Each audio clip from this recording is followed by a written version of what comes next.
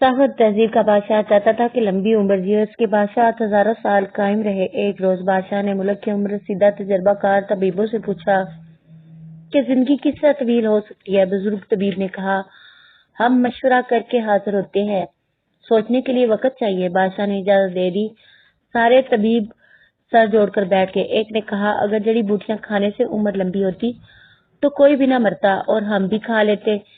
دوسرا طبیب بولا، کون کتنے سال جیے گا یہ اللہ کی مرضی ہے، دوا سے ہم مریض کو صحت یاب کرنے کی کوشش کرتے ہیں، عمر بڑھانے کی صلاحیت ہمارے پاس نہیں، بادشاہ نے ہمیں مشکل میں ڈال دیا ہے۔ چوتھا طبیب بولا، بادشاہ کو خبر ہوگی کہ ہم کیا باتیں کر رہے ہیں تو بادشاہ ناراض ہوگا، کوئی حل سوچو۔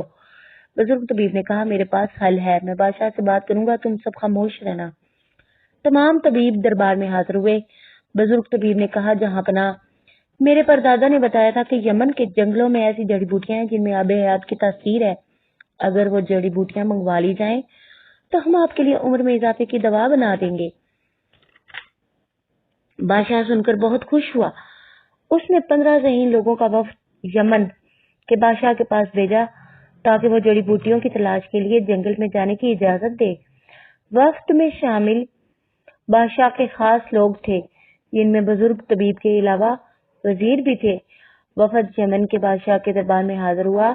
وزیر خاص آگے بڑھا اور کہا، عالم پناہ، سعد کے بادشاہ نے آپ کو سلام کہا ہے اور خدمت میں تحائف بھیجے ہیں۔ بادشاہ بولا، کہو کیا پیغام لائے ہو۔ وزیر نے سعد کے بادشاہ کا خط پیش کیا۔ خط پڑھ کر یمن کے بادشاہ کے چہرے پر معنی خیز مسکراہٹ آ گئی۔ سپاہیوں کو حکم دیا، ان سب کو گرفتار کر لیا جائے۔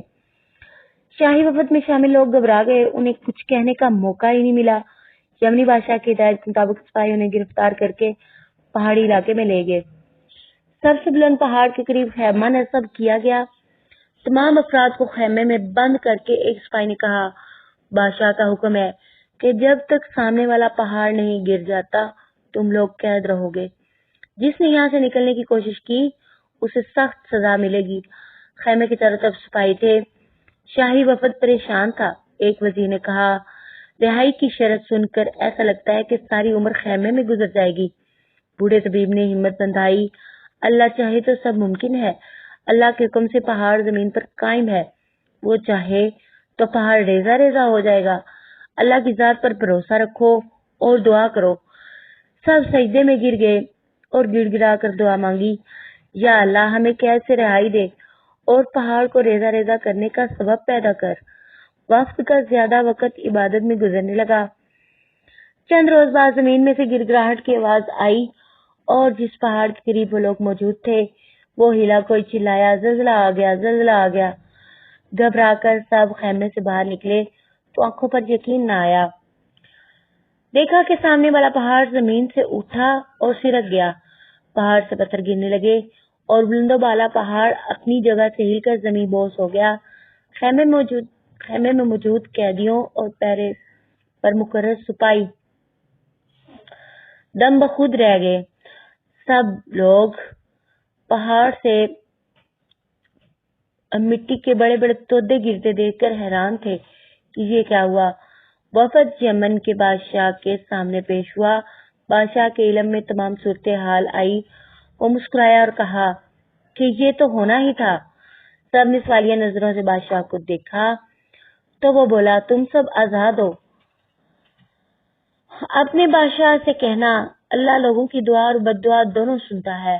جب دل سے نکلی ہوئی دعا پہاڑ ہلا سکتی ہے تو دل سے نکلی ہوئی بد دعا شاہی تخت بھی ہلا سکتی ہے۔